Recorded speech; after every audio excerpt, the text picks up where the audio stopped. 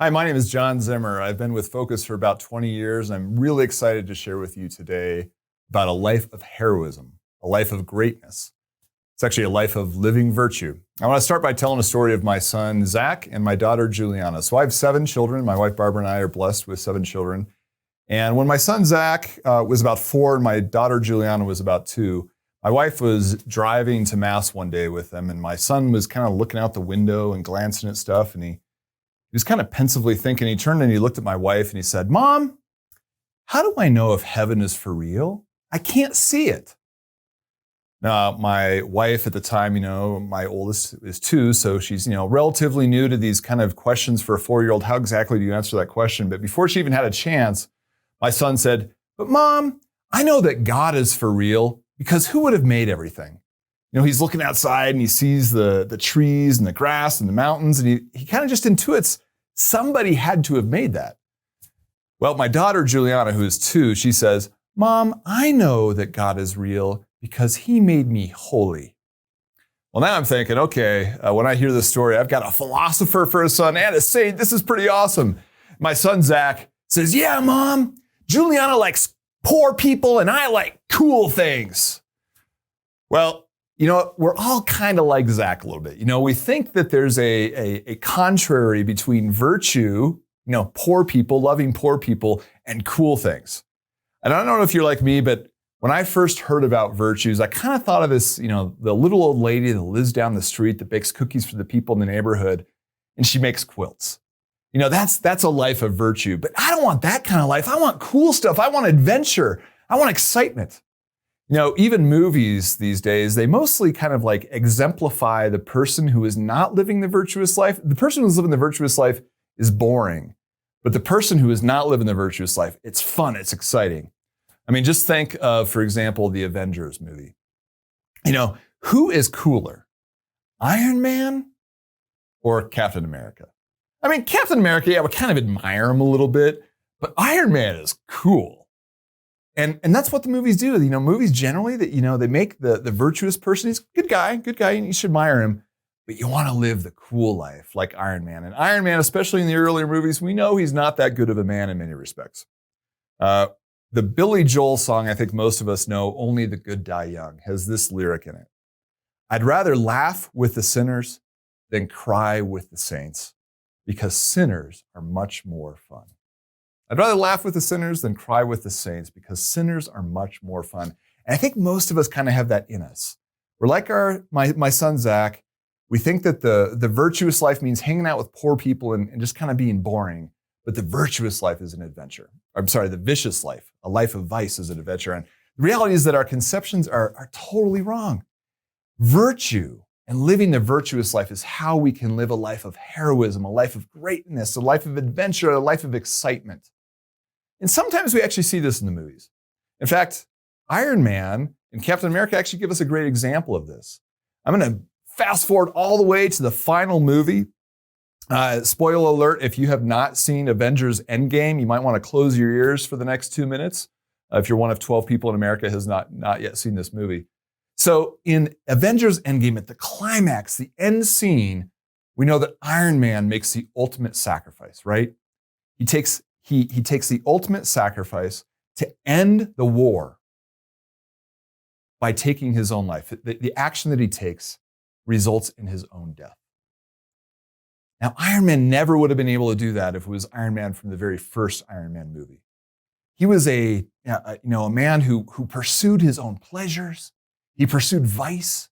He did whatever would make him happy. But we see him progressing throughout the movies until the end. He makes the ultimate sacrifice. He gives of his own life so that others may live. That's the kind of person I think that all of us want to be. We want to be the person that's willing to do the great things in life. But, it's not always that we see this. There are saints who live heroic virtue that sometimes we don't even know about. And they're really the heroes of life. I think, for example, of Saint Therese of Lisieux, a woman who lived the virtuous life, who prayed for all of us. And yet we didn't know about her until long after her death. And we read about her story, about how she lived a life of virtue. And Saint Therese, and there are many, many people like her, that live a virtuous life, and they're really the heroes of this world. Another movie I would think of would be one of my favorites, The Lord of the Rings. When you think of The Lord of the Rings, who is the ultimate hero in Lord of the Rings? Yeah, you might say, well, it's Aragorn, the king who comes and he fights the battle. Or you might say Gandalf, there's that awesome scene where he throws down his staff and he says, "You will not pass." That's awesome and it's cool. But really the hero, the one that saves the day in The Lord of the Rings is Sam. Little Sam, the Hobbit. He's not even Frodo. Frodo kind of gets the glory for destroying the ring, but it's Sam who encourages Frodo throughout the movie to do the right thing, to keep persevering, to go all the way to Mount Doom to destroy the ring. And I want to be like that. I want to be the hero that saves the day, even if nobody knows who I am. So these days, we don't hear much about virtue. We hear a lot about values. We don't hear much about virtue. The world really kind of believes that society would be safe and happy and healthy if we could just instill moral values in people. Just give people the right values. If they know the right thing, then we'll have a great world. And even Christians can fall into this trap sometimes. We think, if we just taught everybody the 10 Commandments, then we'd have a great society. But having clear values, while a good thing, is not what's necessary to live a good life. Values fall short in making people behave with the values that they value. Teaching people about morality is not the same thing as teaching how to behave morally. Let me say that again. Teaching people about morality is not the same thing as teaching people how to behave morally. And it's really the virtues that allow us to live the things that we value. The battle of morality at the end of the day is not so much about knowing what is right, although that's important and a first important step, but it's about having the character, the strength to do what is right. A few examples. We all know that stealing is wrong. But all of us at times might be tempted or even fall into the trap. It could be something as simple as watching a movie that we know we're supposed to pay for, but we find a free site where we can watch it for free. We all know that cheating is wrong, but everybody's kind of doing it, and maybe even the professor kind of knows that we're doing it, and if I don't, then I'm going to get a bad grade on my test. Or perhaps gossiping, maybe even gossiping about a friend. Everybody's doing it, and if I don't do it, I'm going to be left out. Or go even further down the line. An example that might hit at the heart of many. We all know that adultery is wrong. But we also know that there are many men and many women who cheat on their husbands or cheat on their wives. How do we not fall into that trap? It's through living a life of virtue. We all want to be good people. We all want to be honest. We all want to do the right thing, but trying is what we have to do. Just thinking about it is not sufficient. Let me give an example. It's a story I like to call the story of the two vomits. I'm a dad, 7 kids, lots of vomit in our family. So 2 quick examples of this, the story of the two vomits. The first is when my son Zach, who I referenced earlier, he was by this time he was about 10, 11 years old. And we had a guest over for the evening and all of our kids were in bed. And we're down talking with our guest, and I hear from upstairs in the boys' bedroom, "Dad!" I immediately know it's Zach, and Zach has a habit of calling me at night after I tuck him into bed, and I usually just kind of have to encourage him, "Zach, it's okay, you'll be fine, you'll go to sleep." So I kind of go to the bottom of the stairs and yell that out to him and go back and continue to engage in conversation with our guest. A few minutes later, "Dad, get up and go again. Son, you'll be okay, just go to sleep." Just kind of yelling up the stairs, go back down, sit down and re-engage in conversation with our guest. And then a third time I hear, and this time it's different, "Dad!" I realize there's something wrong now. And so I kind of go upstairs and I walk into his bedroom and the light from the hallway shines into the room and I realize something really bad has happened. Zach, who's on the top bunk of our bunk beds, has vomited from the top bunk down onto the ladder, onto the wall, the blinds, and this spread out of projectiles all over the carpet. He was calling me because he felt sick to his stomach and knew something bad was going to happen, but I kept pushing him off. And he let it all go. Well, so I go to the bottom, I go to the stairs and I yell down to my wife, Barbara, come up. So she comes up and we start cleaning things up and I got to take Zach out. So I take Zach out of his bed and I lay him on the ground on the carpet in the hallway. Don't give him a blanket or anything. I just kind of lay him down there. And I'm going and I'm cleaning up and my wife walks by Zach and sees him lying there and thinks, what is John doing? He threw up. He's probably not feeling very well, but you're just having him lie on the carpet? So she says, John, you got to help Zach. And okay, all right. So I go find a blanket and I lay it on Zach and I go back and keep cleaning. My wife walks by him again and she sees that the blanket that I've chosen is a white kind of like fake fur blanket that my daughters have that would be really hard to clean if Zach threw up on it. Well, John, do you think we should have that blanket? Can we get him a different one? And I'm just kind of like, being lazy. And I say, no, he'll be fine. He already threw up. He's not going to do it again. My wife is like, okay. And so she goes down. She's like cleaning up all the stuff in the laundry room. A couple minutes later, I hear, Dad. I run out there. This time he did it the first time without saying Dad multiple times. Now there's vomit all over this blanket.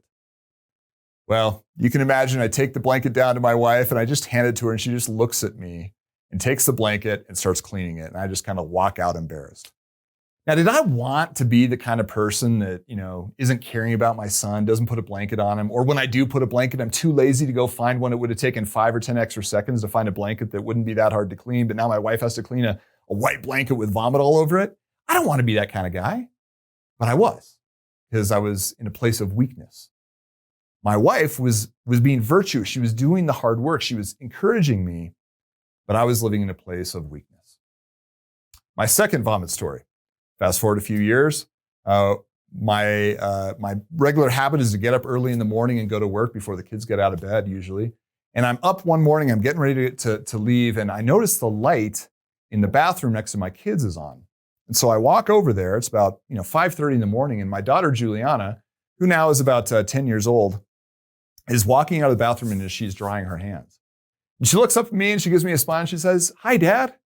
Well, it's 5:30 in the morning. Usually Juliana sleeps till about 7:30. So I'm wondering, why is she out of bed? And she's fairly chipper. I said, "Juliana, what's going on?" She said, "Oh, Colette," her sister Colette, who's about 4 years old at the time. "Colette got sick and, well, I didn't have time to take her to the bathroom. And she said she was going to vomit. So I just held out my hands and caught her vomit in my hands. And, well, I was just cleaning up. She's okay now, Dad. She's sleeping. Don't worry about it." Well, that is a person who is living virtue. I don't know about you, but I'm not typically one that wants to catch vomit in my hands. Now, my daughter Juliana now, she's 20 years old. She's embarrassed by the story because she says, "I would never catch vomit in my hands now." But at the time, she desired the best for her sister and was willing to make a sacrifice of herself to catch vomit in her hands.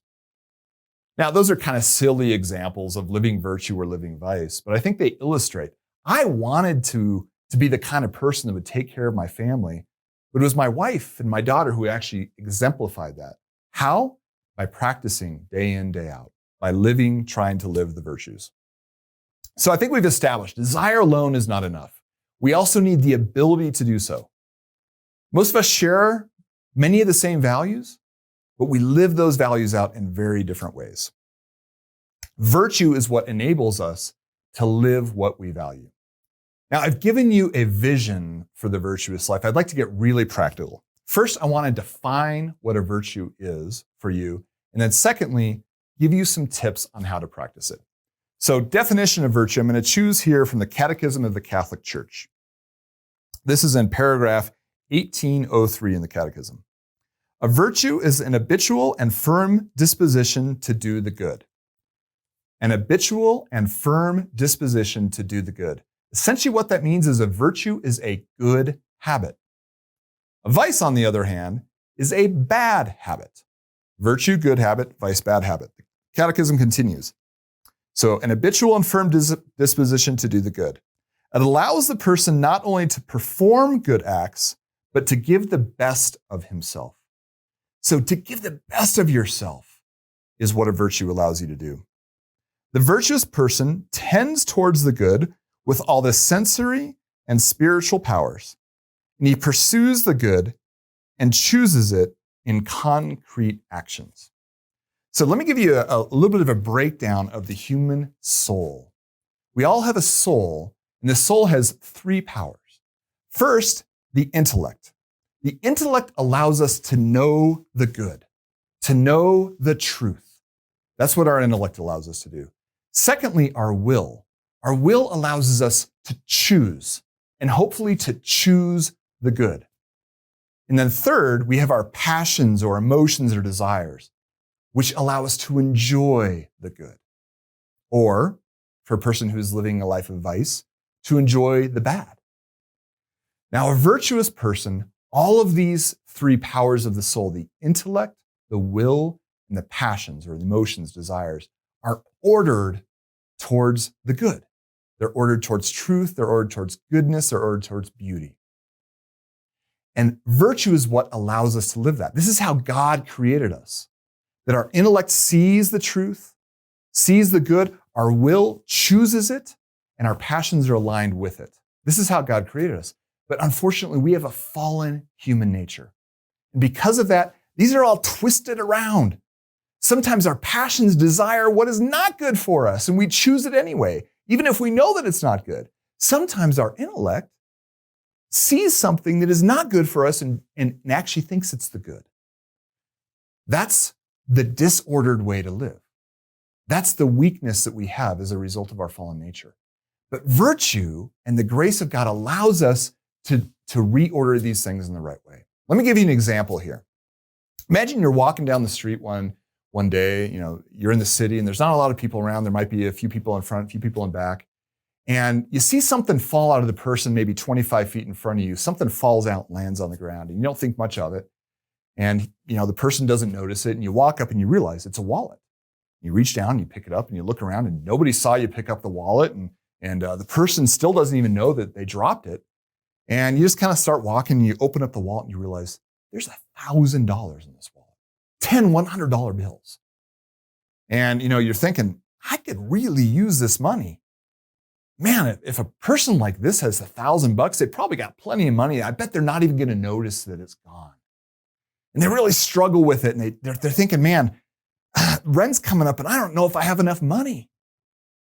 And you're just kind of, all these thoughts are going through you and you really want to keep it and you struggle with it. And then eventually you realize, I got to give it back. And so you run up ahead and you tap the guy on the shoulder and they turn around and you say, sir, I think you dropped the wallet. And they look at it and they're just overjoyed and grateful. Thank you so much. Oh my goodness. And you give them the wallet back and you go on your way. Now imagine that same scenario, but when you pick up the wallet and you open it up and you realize there's $1,000 in it, and immediately you decide, and you run to the person, you tap them on the shoulder and you give it back to them without even thinking about it. Who is the person who has virtue? Oftentimes we think the person who struggled with it and then finally made the decision is the one that has virtue. But quite frankly, it's the person who does not struggle at all. They just run and they give the money back and they go on their separate ways. They don't struggle. They immediately know the good thing is to not take this money. Their will immediately chooses, I got to go give this back. And when they give it back and they walk on, they go their separate ways, they feel good about it. I'm glad I was able to help that person out. The person who's struggling to live virtue, and maybe even was struggling with the vice, when they give the wallet back and the person goes their separate way, they might even think to themselves, man, I can't believe I had to do that. And they don't feel good about it. The person who lives virtue, all of them, their intellect, their will, and their passions are ordered towards the good. Things are out of order because of our sinful nature, because of our fallen nature. But virtue integrates things together. And what if your life was like this in all things, like the virtuous person? What if you didn't struggle to cheat on a test, even if you knew you might get a bad grade? What if you didn't struggle to gossip? In fact, what if you helped stop gossip from happening and turn the conversation into a positive manner? What if you could enjoy scrolling through Instagram for 15 minutes and then just set aside your phone? And you didn't look up 2 hours later and realize, I just wasted 2 hours of my life. These are small items. But if you build virtue in these small items, eventually they turn into big things. What if one day you're tempted to be unfaithful to your spouse, but you can turn away from that temptation and walk away? What if you're tempted to lie to your employer, but you don't? What if you're faced with the choice to betray a friend, but you actually do the honorable thing and you remain true to them, even maybe if it causes some sacrifice on your own part, but you do the right thing. That's the kind of person I think all of us want to be. And this is the power of virtue, the power of building a good habit. So I'd like to do for you now that we've described what virtue is describe how to live it, and then give you 3 simple steps on how to do it. So the easiest way to grow in virtue, ironically, is to identify a vice in your life that keeps you from loving others well. What is a vice in your life that keeps you from loving others well? Some examples. Maybe you're selfish with your friends. You think about yourself and you don't think about others first. Maybe you're on a road trip. You always want your music to be playing. It can be something as small as that. What if you're impatient? You're always impatient with your spouse or your friends or your children. Or maybe you struggle to give in to bodily demands. You never deny yourself food or drink.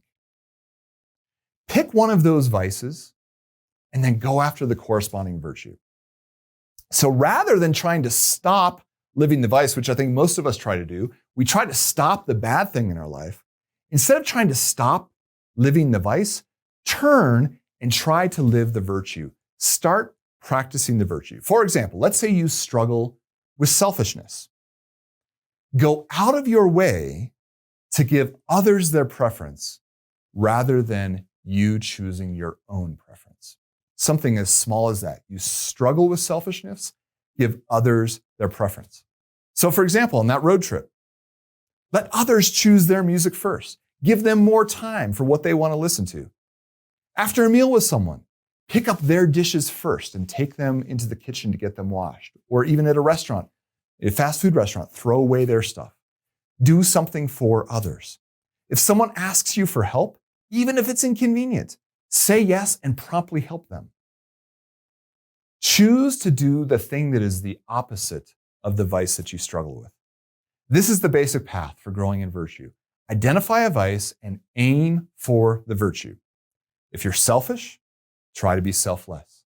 If you're impatient, aim for patience. If you struggle with cowardice, aim for courage, and so on and so forth. Identify the vice and then work towards the virtue. So now that you have a basic picture of what this looks like, let me give you 3 simple steps to continuing to grow in virtue. First, practice makes perfect. Perseverance. Practice makes perfect. I have 2 kids who are in high school, Zach and Juliana, the 2 ones that I was telling the stories about. They're now in college now, and both of them love to run for exercise. And they actually get enjoyment out of running. I've tried multiple times to try to use running to get into shape. And I'm like all psyched up for that first run and I run it. And I'm like, man, that was tough, but I can do it again. The second time it was tough again. And the third time doesn't really happen. Now, my kids will tell you that the first time they run, it's the same thing. If they haven't been running in a while, the first time they go out on a run, it's hard work. But they keep persevering. And now they're at a point where they actually enjoy it. Remember, the passions, when we live virtue, are actually ordered towards the good. So they can actually enjoy a difficult thing like running. The key is perseverance. Day in, day out. Continue to choose. Continue to choose. The Catechism tells us that the removal of the disposition towards sin that's ingrained, this ingrained disposition to sin, to remove that requires much effort and self-denial until the contrary virtue is acquired. So it requires effort and self-denial until the contrary virtue is acquired. Perseverance is the key. Continue to persevere. Keep trying, keep going until you actually enjoy it. This is a marathon. It is not a sprint. It reminds me, Calvin and Hobbes is my favorite comic. There's this great comic. For those of you who don't know Calvin and Hobbes, Calvin's a young boy who's a kindergartner who's always doing kind of like the things that drive his parents crazy.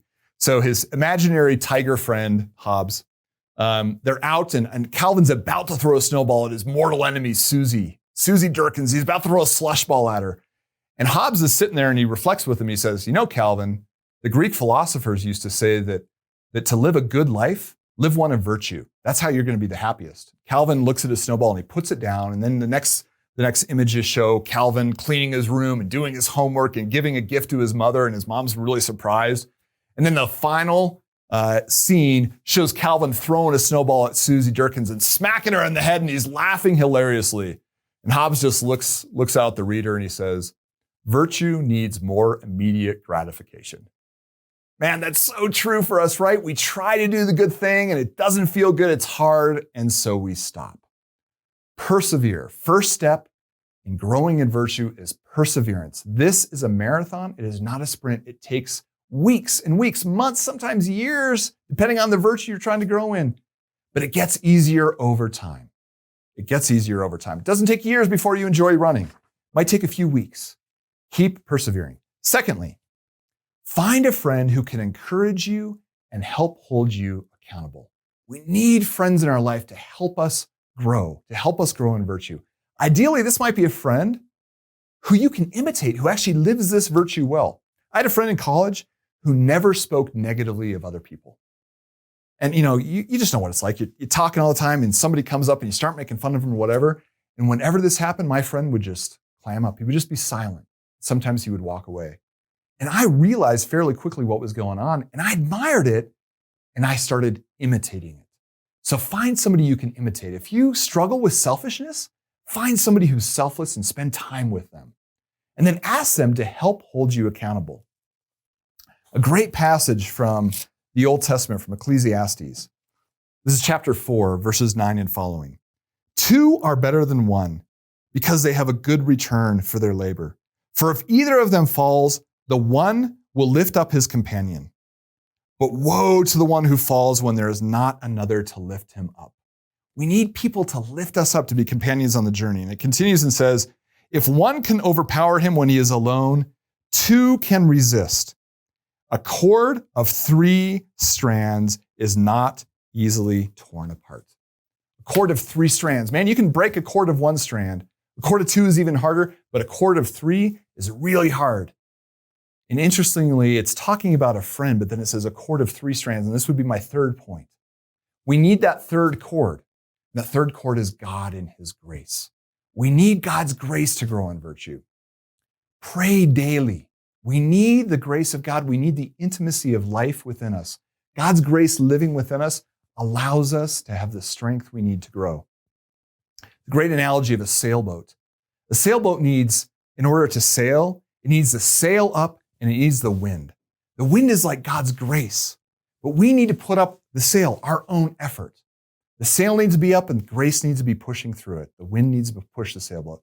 We need both God's grace, his salvation, his forgiveness that he offers us. We also need his grace to help us grow in virtue. And finally, I want to close with the reality that this is good news. It is a tough world out there. Even for someone who has given their life over to Christ, it's hard sometimes to conquer our fears, to conquer our weaknesses. But Jesus wants us to recognize that with him, we can do anything. We can have the confidence that if we pursue virtue and beg God for his grace, he will help us grow. St. Paul, in his letter to the Corinthians, his first letter, chapter 9, verses 24 and following, says this: do you not know that in a race, all the runners compete, but only one receives the prize? So run that you may obtain it. Every athlete exercises self-control in all things. They do it to receive a perishable wreath, but we an imperishable. If athletes are willing to make all kinds of sacrifices to beat their bodies so that they can obtain a prize here on earth, how much more should we subdue our bodies? Should we run for the sake of Christ and for eternal glory, to spend heaven in eternity with God, and also in this life to experience happiness and heroism and a life of virtue?